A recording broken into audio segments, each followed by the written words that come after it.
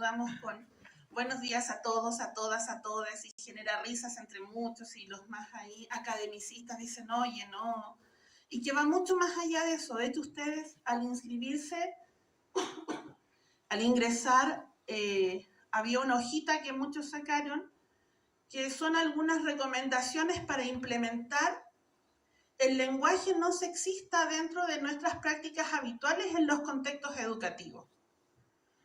Yo escuchaba muchas instancias de colaboración en donde decían, tenemos escuela para padres, familias. Las familias las construyen mamá, papá, abuelos, tíos, tías, mamás adoptivas, mamás solteras. Las palabras construyen realidades, papás solos, hogares homoparentales, lesboparentales, etc. Entonces, el pequeño gran cambio, ya no tengan escuela para padres, tengan escuelas para familias en sus establecimientos. Entonces, así nos vamos dando cuenta, y incluso antes de empezar, ya matamos el primer mito, que el lenguaje inclusivo y la perspectiva de género en educación va mucho más allá de que pongamos la E en todas nuestras frases, ¿ya? Entonces, hoy día vamos a conocer el objetivo de qué es lo que yo les vengo a hablar. Les voy a hablar de género, de cómo llevamos el género en la educación y algunas consideraciones más generales. Sensibilizar. Principalmente mi función acá y el espacio que agradezco es poder sensibilizarlos, sensibilizarlas a todos y a todas, ¿cierto?, con los fundamentos básicos que tenemos en relación al género y a la educación. Porque el género y la educación ambos caminan de manera conjunta, ¿cierto?, y forman una herramienta útil para poder generar intervenciones, ¿cierto?, pedagógicas que se orienten a la equidad de género en nuestro escenario escolar. Por ahí recién en el coffee conversaba con la profesora del Liceo José Antonio Carvajal y me quedo con su reflexión. ¿Qué solos y qué solas están nuestros estudiantes que pertenecen a las disidencias? Ya, acá yo tengo un pequeño compilado de algunas revistas, ¿cierto?, algunos diarios que nos pueden hacer reflexionar. El diario Atacama, primera marcha estudiantil, tuvo una masiva asistencia, esto es de abril del 2018. Esto se dio, fueron más o menos 2.500 estudiantes, los cuales marcharon en relación a la educación no sexista. Esto da pie a lo que nosotros conocemos en octubre del 2018 como las gran manifestaciones feministas, en donde, ¿qué es lo que se pedía? Educación no sexista y sentirnos seguras dentro de las salas de clase. Nada más. ¿Ya? Tenemos también en la revista ¿Qué pasa? En junio de 2019, a un mes del suicidio de José Matías, ¿cierto?, en donde se empezaron a criticar desde los colectivos feministas y de disidencias qué pasaba con la circular que regula el tema de cuando tenemos estudiantes trans en nuestros colegios. Ahora estamos en proceso de matrícula en los establecimientos educacionales. Le damos a conocer a los padres, a las madres, a los apoderados, que tenemos la circular que regula, ¿cierto?, cuando tenemos un hijo trans o un hijo en transición, en donde no es que mi colegio, ¿cierto?, sea más a la moda, más open mind, ¿cierto?, en donde mi colegio, comillas, cursiva y negrita, acepta a este alumno trans. Yo, colegio, no lo estoy aceptando, hay una circular que me obliga, que ampara a ese estudiante, en donde, de entrada, yo debo reconocer su nombre social y dejar de tratarlo con su dead name, porque eso tiene un impacto psicológico en lo que está formando, la identidad que está formando este estudiante. Si yo a Juan lo sigo tratando de Juan, en donde él me manifiesta que quiere ser tratado como Rosa, yo cada vez que lo trato como Juan lo estoy invisibilizando, lo estoy negando. ¿Ya? Y frente a eso, no es que yo quiera, No es que yo quiera hacerlo, hay una circular que me obliga a que debo hacerlo. Si yo pienso distinto, si mi religión no me lo permite, bueno, estoy en mi contexto laboral y hay una circular que así me lo dice. Tenemos también aquí en junio del 2022 en Ovalle una noticia que también llamó la atención, en donde muchos estudiantes, ¿cierto?, empezaron a acusar discriminación en un establecimiento educacional hacia las parejas homosexuales. ¿Ya? El inspector de patio en los recreos, cuando veía a Juanito y a Juanita tomados de la mano, no pasaba nada. Si se estaban demostrando afecto, tampoco pasaba nada. Pero si era Juanito y Juanito, o Juanita y Juanita, sí había problemas. Y eso no se hace, y se parece. Entonces, discriminación arbitraria por sesgo de género. Una noticia internacional, ¿cierto?, es que un niño de 9 años se suicida por el acoso sufrido después de que él dice que es homosexual. Tenemos otra ley, ¿cierto?, ley de inclusión que abre matrícula a una niña trans, ¿cierto?, en el Liceo 1 de Santiago, el cual le permite matricularse con su nombre social y utilizar el uniforme asignado a su nombre social. ¿Ya? Nosotros en nuestra región tenemos casos cercanos también de cuando esto no funciona. Cuando esto no funciona, ¿cierto? Tenemos el caso de José Matías, ¿cierto?, que en parte ha llevado a grandes movilizaciones, ¿cierto?, y a grandes también repensares de cómo estamos funcionando en relación a las temáticas de inclusión. Ya, aquí yo les tengo un video cortito que los invito a que lo puedan ver. And the first job we're going to draw is firefighter.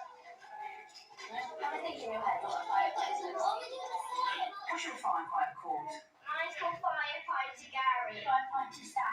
Firefighter Simon. He's big and strong. He's got a great hat on. That's great, isn't it? Next, we're going to draw a surgeon.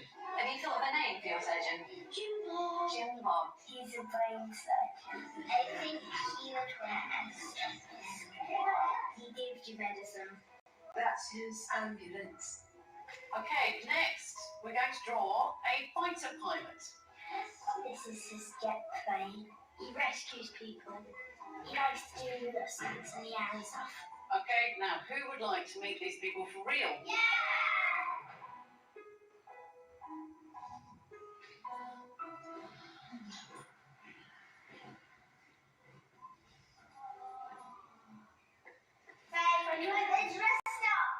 My name's Tamsin and I'm a surgeon in the NHS. My name's Lauren and I'm a pilot in the Royal Air Force. My name's Lucy, I'm a firefighter in the London Fire Brigade. So what's so much to do an operation? It's better. Everyone must have the scope. Put this in here. There you go. Now you've got the fire pilot. So into your ears. Can you hear that? It's really good. Yeah, much better than this one.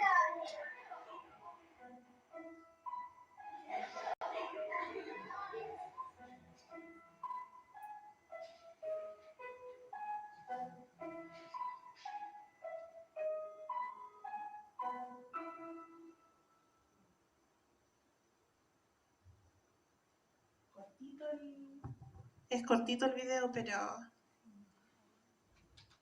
pero nos lleva a eso. Entonces, las temáticas de género sí tienen que ver en la educación, y harto. Y ahí vamos a ver una palabrita que a los profes les gusta harto, que es el currículum.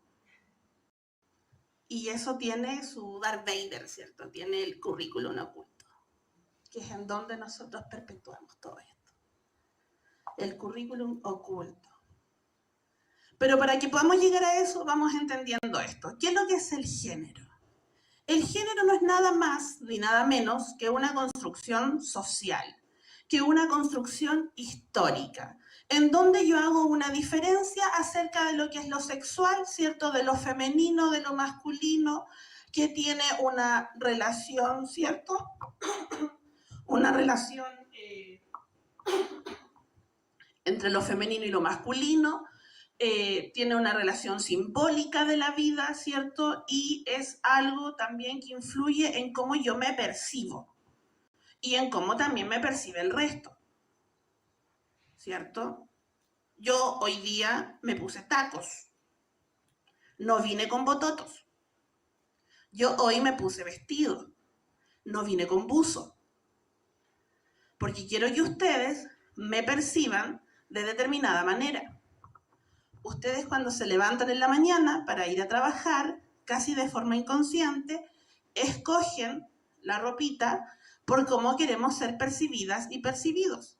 Queremos vernos profesionales, ¿cierto? Yo no voy a trabajar con las calzas y las zapatillas con las que voy a la feria el domingo y con el banano puesto aquí, ¿cierto? Porque es peligroso.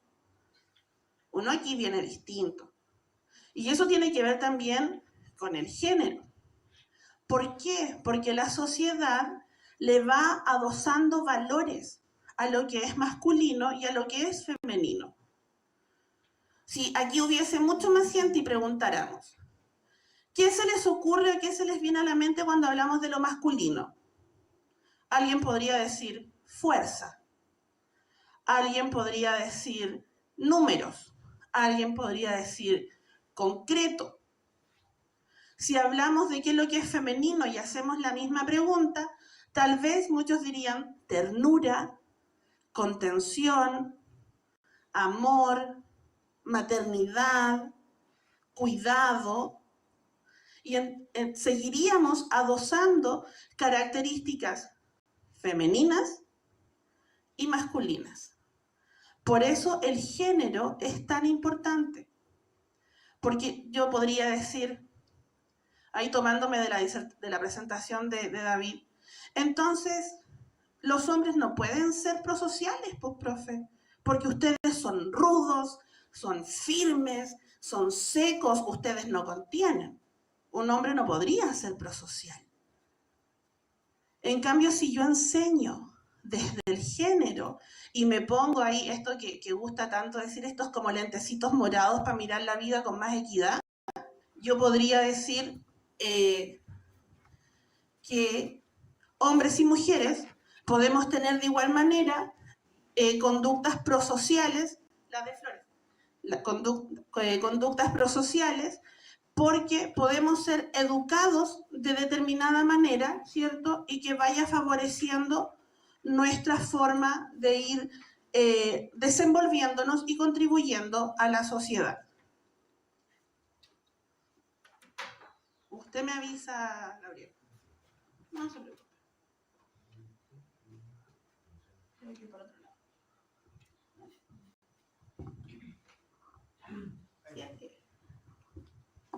Entonces, este género, como una construcción simbólica que se establece en relación a los datos sexuales, porque yo soy mujer si tengo vulva y yo soy hombre si tengo pene, ¿cierto? Y esa vulva tiene una destinación biológica, orgánica determinada, como ese pene tiene una estructura y una finalidad biológica determinada. ¿Cuál es el detalle? Que a este género le asociamos roles. Roles que están socialmente construidos. El hombre trabaja porque el hombre provee. La mujer no trabaja porque la mujer sabe cuidar. Cuando el niño se enferma no es que tú sabes qué darle, porque tú eres mamá. Pero usted es el papá, usted también puede saber qué darle. ¿Ya? Entonces le vamos dando atributos que se consideran apropiados solo para hombres y solo para mujeres. No sé si han visto ahora las noticias mexicanas de esta mujer que ahora es astronauta y que viajó a la luna. Ella pasó por clases de matemáticas, de física, de cálculo, de álgebra, cosas súper complejas. Y ella decía, yo los pasé y fui invisibilizada mientras iba avanzando, mientras iba logrando, porque yo era mujer. Y porque no se espera que una mujer sea buena para las ciencias. Pero sí se espera y sí se sobrevalora cuando sus compañeros de formación sí tenían aquellos logros académicos, pero ella fue la única que llegó al espacio.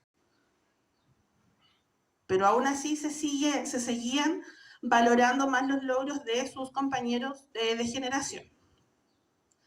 Entonces aquí vamos considerando cosas que son apropiadas para las mujeres y para los hombres. En el colegio, ¿cuántas veces hemos escuchado? Yo por lo menos escuché. No corra de esa forma, se le levanta la falda. Las niñas no hacen eso. No juegue tan brusco, ¿cierto?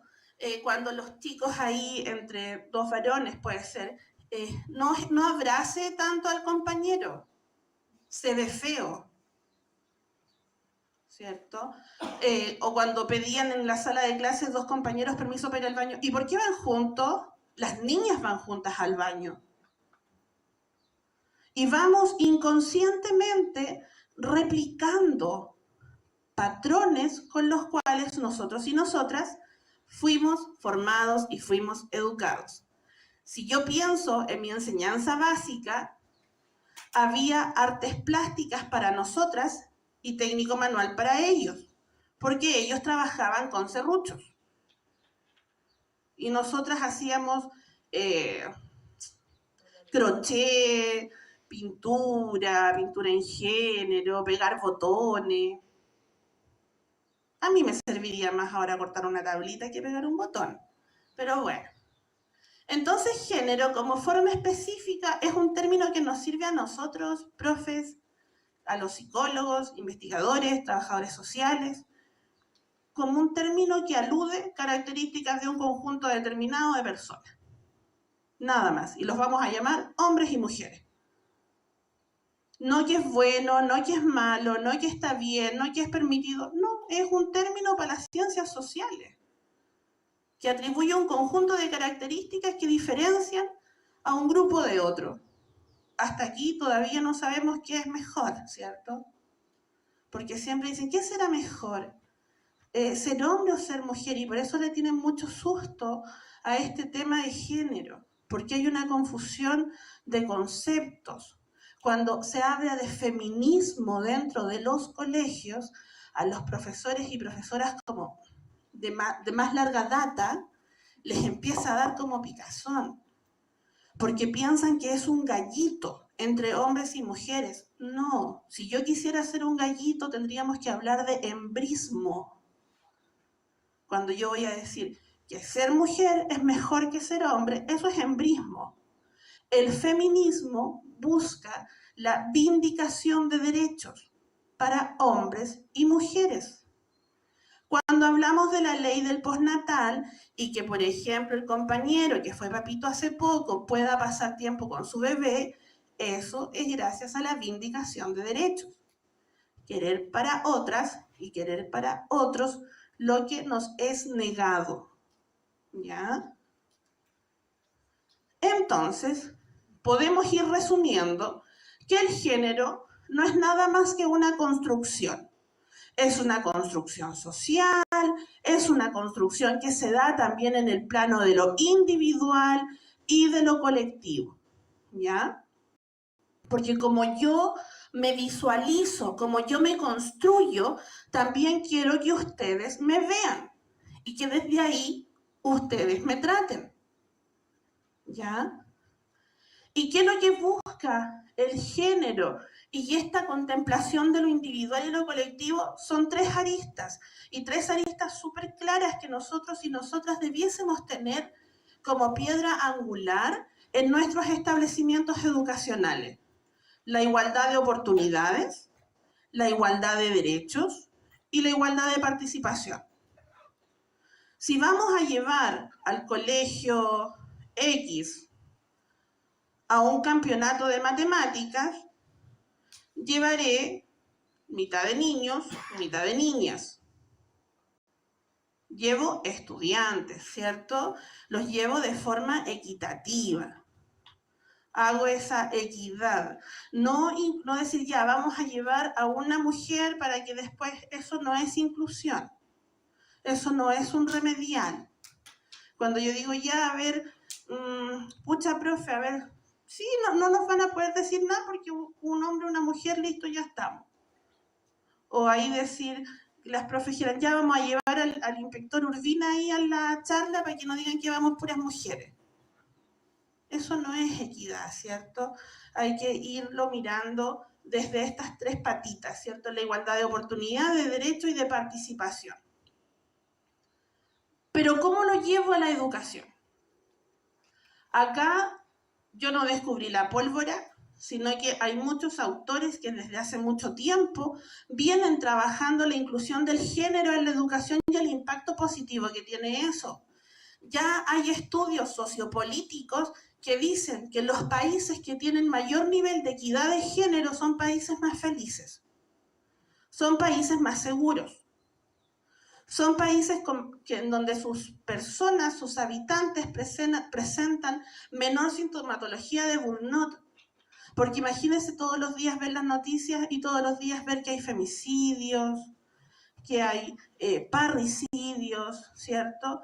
Y crímenes de odio también, o sea, no podemos hacernos los ciegos, tenemos partes del mundo en donde los crímenes de odio todavía se ejecutan, ¿cierto? Tenemos países en donde yo puedo ser violentada sexualmente si es que hay un rumor en mi familia que yo tengo una condición sexual distinta.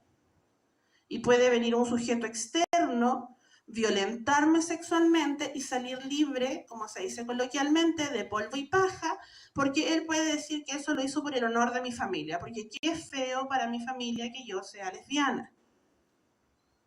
Entonces viene un sujeto, trata de curar este problema que yo tengo y lo hace en pos del honor de mi familia. Eso aún pasa, 2022. Nuestra consigna, ¿cierto?, es que la educación es un derecho humano. La educación es un derecho humano, es fundamental, y la igualdad de género, ¿cierto?, también es fundamental para que esto se realice de forma completa. Esto lo dice la UNESCO ya en el año 2015. La perspectiva de género debe incluir planes, programas que apliquen en cuenta las desigualdades que son construidas socialmente entre hombres y mujeres. ¿Cierto? Nuestros niños, nuestras niñas, nuestros estudiantes que están en nuestras comunidades educativas vienen de entornos a veces súper hostiles, en donde todas estas diferencias, ¿cierto?, estas desigualdades se incrementan, se van incrementando, ¿cierto?, en donde el hermano puede salir a tener actividades recreativas en la casa, pero es la hermana, a veces la hermana menor, quien se queda cuidando lo doméstico en casa. Lamentablemente todavía eso se visualiza y esa es una desigualdad que se va perpetuando, ¿cierto? Y con esta incorporación de programas, ¿cierto?, y de estrategias, ¿nosotros qué vamos a eliminar? Vamos a eliminar los estereotipos de género de los que hablábamos al principio. ¿Y qué es lo que le vamos a entregar a nuestros estudiantes? Igualdad de oportunidades para ambos sexos, para hombres y para mujeres. Aquí la perspectiva de género se centra en el currículum, en generar una reforma curricular en nuestros programas, ¿cierto? En la forma en la que armamos nuestra clase. Actualmente, ¿cierto?, nosotros podemos visualizar cómo es que el sexismo, cuando se va entrando y le vamos abriendo camino en nuestra sala de clases, vamos dando valores, capacidades y roles diferentes a hombres y mujeres netamente en función de su sexo. Uno me podría decir, ya, pero ¿cómo? Si no lo hacemos. Ya. Cuando escogemos la directiva del curso, ¿quién ocupa el rol de secretaria? Porque tiene bonita letra, porque es más ordenada. Ya, pues eso es un estereotipo. ¿Quién es tesorero? Juanito es tesorero, porque es un balazo para los números. Después, si eso lo llevamos a la directiva del curso, lo mismo. No, que presidenta sea la Rosita, porque hoy la Rosita tiene todos los datos. y es súper rápida y se maneja súper bien. Rosita termina siendo presidenta, ¿cierto? Porque tiene esa capacidad de organizar, porque es súper rápida. Entonces, con el sexismo vamos atribuyendo, ¿cierto?, características a hombres y mujeres y partimos desde los estereotipos. Por eso esto no nos favorece, ¿ya? No nos favorece. Por ejemplo, como yo partía y les decía, los hombres son fuertes, las mujeres son débiles. Las mujeres somos buenas para las letras, los hombres para los números. Entonces, ahí subimos otro peldaño y aquí en el contexto universitario vamos viendo carreras feminizadas y masculinizadas. ¿Cuántos educadores de párvulos conocen? Yo conozco uno, desde que trabajo acá, uno. ¿Y cómo es la publicidad cuando yo quiero estudiar párvulo? Sale la niña, pues, la educadora. Ya, eso es sexismo. Ahí ustedes en el Liceo A4 tienen la carrera técnico en párvulo. ¿Cuántos varones tienen en técnico en párvulo? Uno. Y es súper mal visto. Eso es sexismo. Eso es sexismo. ¿Ya? Y eso nos hace un flaco favor como sociedad. Usted va a España y en un sector de 10 guarderías, porque ya se les llama guarderías, ¿cierto? Lo que para nosotros son los jardines infantiles, de 10 guarderías, 6 son llevadas por un educador. Porque no es tema.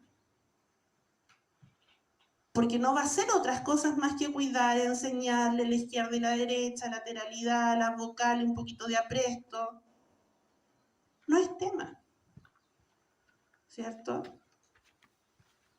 Entonces aquí hay un modelo teórico que identifica el sexismo y la discriminación de género en las interacciones pedagógicas, que es propuesto por Azúa y Farías, quien dice que esta pirámide, ¿cierto?, que parte desde cómo en un sistema educacional primero partimos invisibilizando estas cosas. No, si es lo mismo, ¿por qué tenemos que decir buenos días, niños, niñas, estudiantes, y la palabrita, la E al final? Si yo con que diga alumnos está bien, ¿por qué ahora salen con que si no digo alumnas no se sienten representadas? Eso se llama invisibilizar. Y cuando yo invisibilizo, detrás viene una acción un poco más grave, que es el rechazar. Y de hecho hay como un dicho coloquial, si yo no lo veo, no existe. ¿Ya? Entonces, invisibilizar y rechazar van de la mano. Y ustedes, como profesores y profesoras, como veíamos ahí en las otras presentaciones, ustedes son figuras significativas para nuestros estudiantes y para nuestras estudiantes. A veces lo más similar a un rol materno, paterno, a ese tecito que entrega en invierno, ¿cierto? Ese cariñito, ese cuidado. O sea, ustedes son figuras significativas que también educan, no solo con aprender a sumar y a restar, sino que educan para la vida. Entonces, a esa persona que yo estoy formando no puedo permitir que naturalice invisibilizar y rechazar a un otro, ¿cierto? Porque le estoy quitando la opción de su prosocialidad, de mirar al otro como un otro significativo. Pero cuando yo empiezo a darme cuenta y a problematizar que estoy naturalizando estas prácticas, puedo modificarlas y puedo transformarlas. Y al transformarlas, yo como profe solita, transformo y modifico a mi curso, transformo y modifico el patio, transformo y modifico la comunidad, y esto es como una ola, ¿cierto? Es como cuando le ponemos ganache a una torta y va chorreando para abajo. Y vamos haciendo ese cambio. ¿Por qué es tan importante hacer el cambio? Porque las escuelas no son solo entes formativos de mensajes explícitos, ¿cierto?, que se expresan en este currículum manifiesto, sino que también tenemos mensajes implícitos que están enraizados en la cultura educativa, en la cultura de la escuela, lo que conocemos como Darth Vader, el currículum oculto, que es bueno y a veces es la piedra de tope de las instituciones educativas, ¿cierto?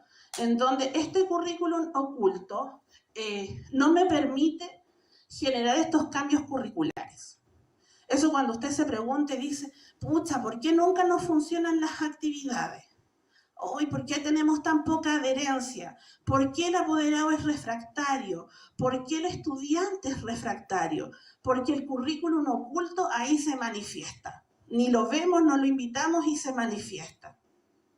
¿Ya? En donde, ¿cierto? Esto no funciona por sí solo. Un cambio curricular no va a funcionar por sí solo, sino también miramos este currículum oculto y esa pirámide que vimos con anterioridad, no también tratamos de meterla al currículum oculto. ¿Ya? No llegamos a esa problematización, a ese cambio. Cuando nosotros aseguramos, ¿cierto? Y pensamos que el cambio curricular va a venir por sí solo, estamos, por ejemplo, obviando y no mirando y no visualizando que los profesores interpretan el currículum. Los profesores interpretan ese currículum que viene y le dan la lectura que ellos se ajusta más a su realidad, a lo que conocen, a lo que saben, a lo que creen, a lo que piensan, a lo que sienten, a sus experiencias previas, y eso, esa influencia que ejerce, tiñe o destiñe el aprendizaje. Nicolás recién me decía, yo creo que lo más prosocial que puedo tener es saludar a alguien cuando llega y decirle, hola, ¿cómo estás? Y poder escuchar ese cómo estás y que me diga bien o que me diga mal. Porque si me dice mal, yo no sigo de largo, yo le pregunto, ¿te puedo ayudar en algo? ¿Cierto? Entonces, esa tintura que él le está poniendo a su ejercicio, a su rol, genera un cambio. Porque ya es eso que trae él, yo como estudiante lo recibo y lo replico. Y me queda mucho más a que si él me hubiese dado una cátedra de buenos modales y porque es importante saludar a un otro. Entonces, la Oficina Internacional de Educación en el año 2004 ya se da cuenta que el currículum no es lo suficiente para generar los cambios, sino que debemos abrazar estos cambios curriculares con nuestro currículum oculto de cada una de nuestras escuelas y que yo les traiga a lo mejor un modelo, una receta tipo de lo que me funcionó en un colegio en Santiago, no necesariamente les va a funcionar a ustedes, porque no estoy mirando el currículum oculto que ustedes tienen. Aquí, ¿cierto? Tenemos el currículum que yo declaro, el currículum que me aprendo, el currículum que enseño y el currículum oculto. Me lo transversaliza.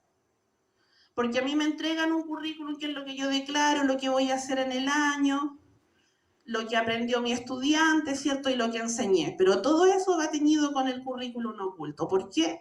Porque los docentes y las docentes juegan un rol relevante en la implementación del currículum que es explícito y del que no, ese oculto, ese que no se ve. Porque si yo a una alumna le digo, no, usted no puede, estoy haciendo un sesgo y es un currículum oculto, porque yo pongo en el currículum declarado, se hará una invitación extensiva a todos y todas los estudiantes del cuarto B para participar en la triatlón. No pensé en ajuste curricular, no pensé en nada. Lo declaré así de abierto.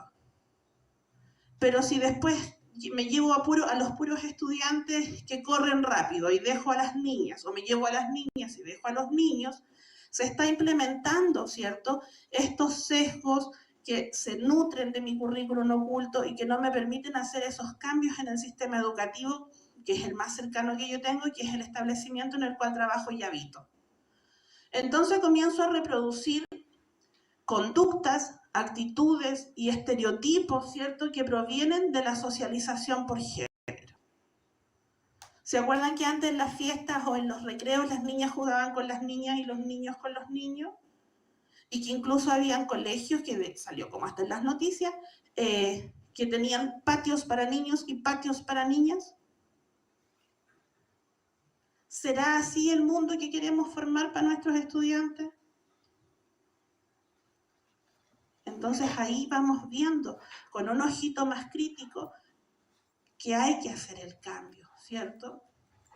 Que las normas que no son dichas, ¿cierto?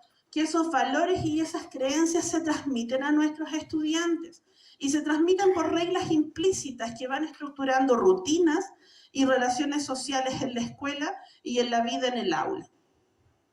Cuando yo le digo lo que hablaba recién la expositora argentina, cuando yo voy al paseo de curso con mi colegio y antes de empezar el paseo, en el bus, cuando voy en el traslado, le digo, estudiantes, apoderados, el día de hoy me gustaría tener registro fotográfico del paseo. ¿Les molesta a alguno de ustedes que yo lo suba a redes sociales? Ahí yo estoy enseñando por debajito consentimiento, respeto, validación del otro. Profesora, a mí no me gusta que me saquen fotos. Así que cuando saque fotos me avisa y yo me voy a hacer para el ladito. Ok, perfecto, no se preocupe, tendré esa consideración con usted. ¿Cómo se sintió ese estudiante cuando la validaron? ¿Lo hacemos? Incluso las que son mamás, los que son papás, sacan fotos de los hijos, las suben a redes sociales y sale ahí el niño y se ve años después en la tinita, con poquita ropa, bañándose. Yo no quería que me vieran así. No me pidieron mi consentimiento.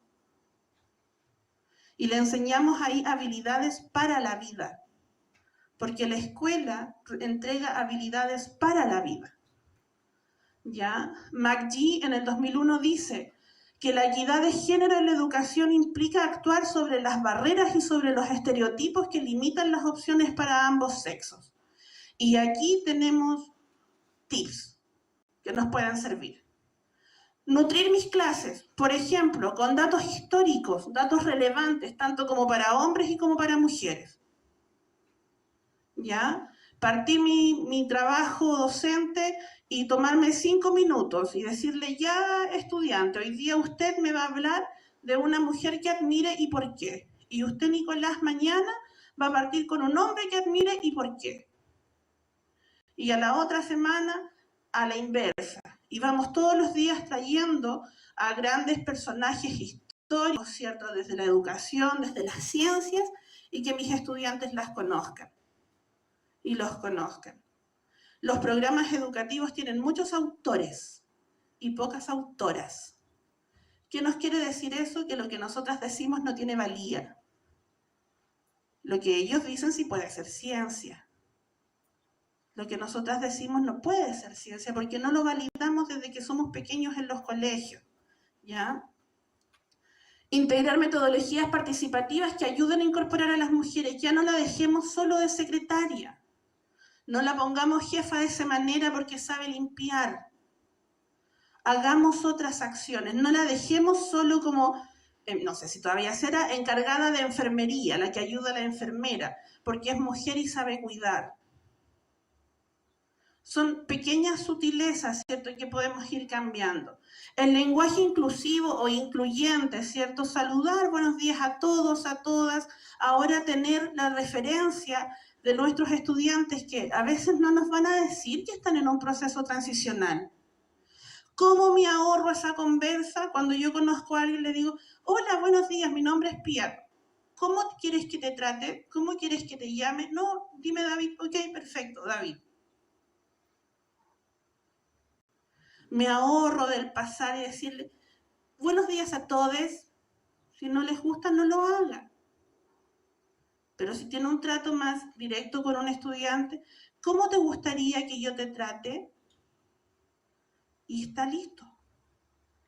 Y ahí rompemos la otra barrera de, es que no sé cómo tratar a los estudiantes ahora. Bueno, pregúntale cómo, así se puede.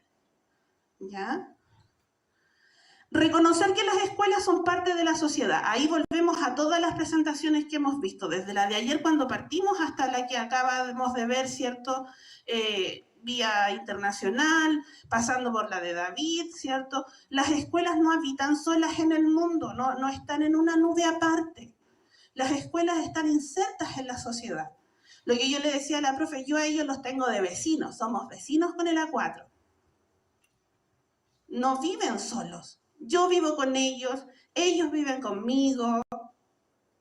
Entonces, estamos insertos en una comunidad. Ahí también hay sindicatos, hay grupos de adulto mayor, grupos de mujeres. Estamos insertos en una comunidad, ¿cierto? Y podemos desde ahí empezar a cambiar y a reconocer las estructuras de esta sociedad en la que yo estoy. Y cómo yo puedo influir con la educación escolar en que esas situaciones que están perpetuando sexismo y violencia, por ejemplo, dejen de estar, dejen de existir, dejen de ser perpetuadas. Si yo hermoseo el lugar donde está mi establecimiento educacional en el espacio, estoy contribuyendo a bienestar, a mejorar la calidad de vida. Dar una mirada atenta a nuestras propias prácticas, o sea, una invitación a la reflexión. Una invitación a mi reflexión como profesora, como persona que está en el grupo de convivencia, ¿cierto? Porque no lo vamos a saber todo, esto es nuevo. Esto es nuevo, la pregunta no sé cómo tratarlo, no me sé la circular, pero colega, usted se la sabe, me puede enseñar cómo lo abordó, cómo le dijo a los apoderados ahora en el proceso de matrícula, mamá, papá, abuelito, abuelita, apoderados, si su hijo está en una transición, tenemos una circular que lo ampara. ¿Cómo saco ese tema? ¿Cómo lo hago? Y eso lo aprendemos, ¿cierto?, cuando nos vamos deconstruyendo. El que ustedes se queden y escuchen este pedacito es un primer paso a su deconstrucción, ¿cierto? A mirar que ya no somos negro y blanco, hay matices. Y en esos matices, ¿cierto?, tenemos que ir adecuando nuestras prácticas educativas. Utilizar técnicas educativas, ¿cierto?, y perspectivas curriculares que sean atractivas para hombres y para mujeres. Nosotros educamos a hombres, a mujeres, ¿cierto?, para estar insertos en una sociedad, lo que hablaban recién de las tecnologías.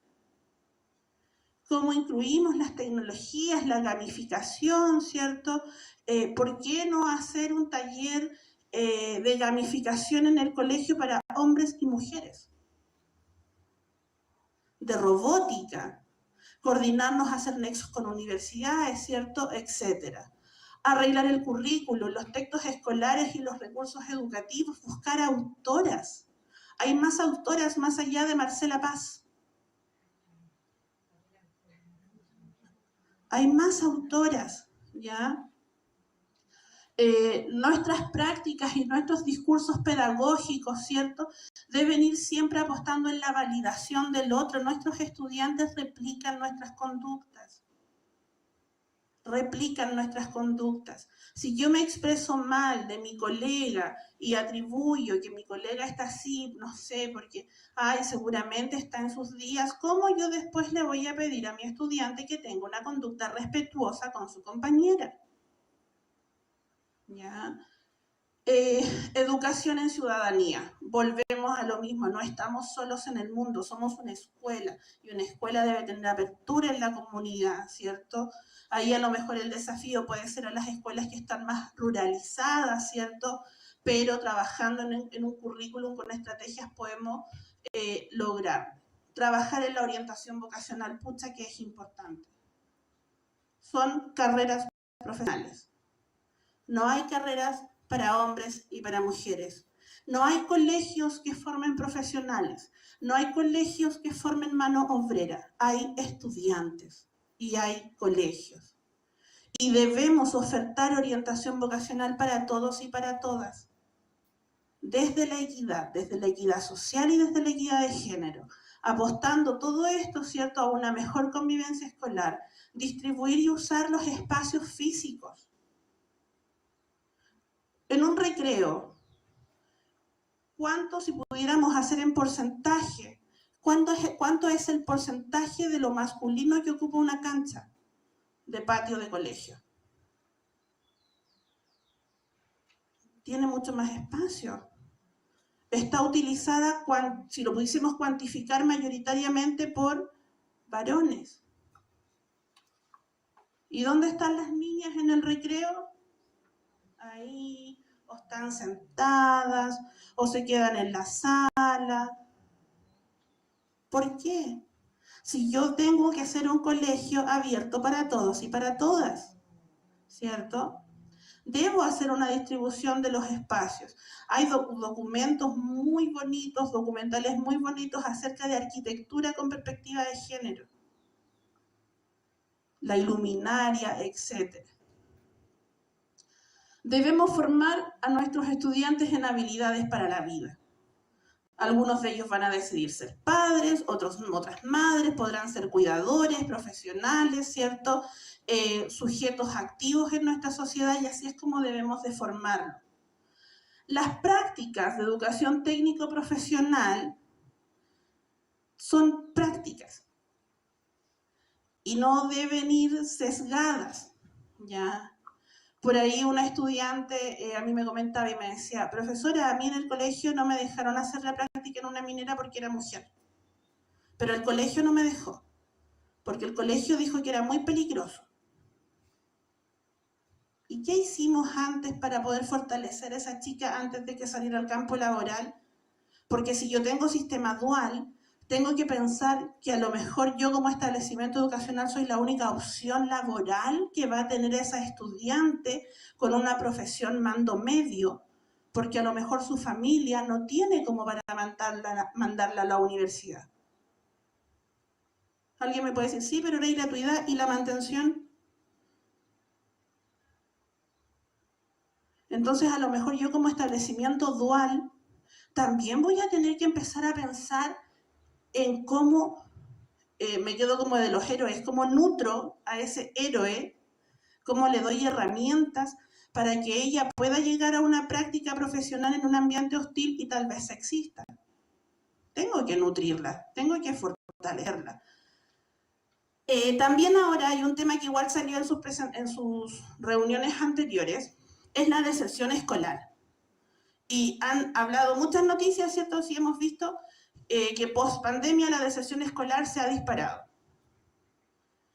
Y si ustedes miran esas investigaciones, son mayoritariamente mujeres las que han desertado. O sea, ahí nos lleva de nuevo a la feminización de la pobreza. Cómo nos estamos desde la época escolar y como desertoras de la educación, haciéndonos como con una prognosis más pobres. Porque con menos educación, menos recursos, ¿cierto? Entonces debemos tener estrategias motivantes para ir en contra de la deserción escolar y también para atraer a quienes ya se han fugado del sistema. Y aquí, ¿cierto?, el acceso y permanencia en la educación superior, generando opciones, ¿cierto?, para que nuestras estudiantes y nuestros estudiantes no se salgan de la educación por temáticas asociadas al sexismo, ¿cierto?, temáticas de género. No es que yo tengo que trabajar porque tengo que mantener a mi familia, no es que yo soy cuidadora, cuido a mi papá adulto mayor, cuido a mi abuelo, ¿ya? Ahí tenemos que ir buscando estrategias y también en los establecimientos educacionales para conocer las brechas y desigualdades de género. Alguien me podría decir, ya, pero las brechas se pueden dar solo en el ámbito salarial. ¿Y por qué no hacer en mi establecimiento educacional un diagnóstico para conocer in situ, per se, cuáles son las brechas que nuestras estudiantes y nuestros estudiantes sienten asociadas al género? Pienso en colegios, por ejemplo, que no pueden practicar un deporte, o porque son hombres, o porque son mujeres, o porque pertenecen a una disidencia. Los diagnósticos son claros, y nos damos cuenta que las brechas van más allá de lo salarial. Entonces, no solamente son aplicables para quienes estamos en el mundo laboral, son aplicables para cualquier ciudadano, ¿ya? Y nuestros estudiantes son ciudadanos. Y aquí hay una frase de Rosa Luxemburgo, quien es una activista, ¿cierto?, que ella lucha por los derechos para todos y para todas, ¿ya?, sin distinción de nada. Y ella dice, y esta frase a mí me gusta y se las puse porque un colegio de Argentina, un colegio para adultos, cuando salieron de su último año y dieron como su egreso, ellos pusieron la imagen con letras de cartulina, que fue como el regalo que hicieron para el colegio, que decía, por un mundo donde seamos socialmente iguales, humanamente diferentes, pero totalmente libres. Y yo aquí les dejo mi correo, si es que alguno necesita algún detalle, alguna consulta. Y eso sería mi presentación.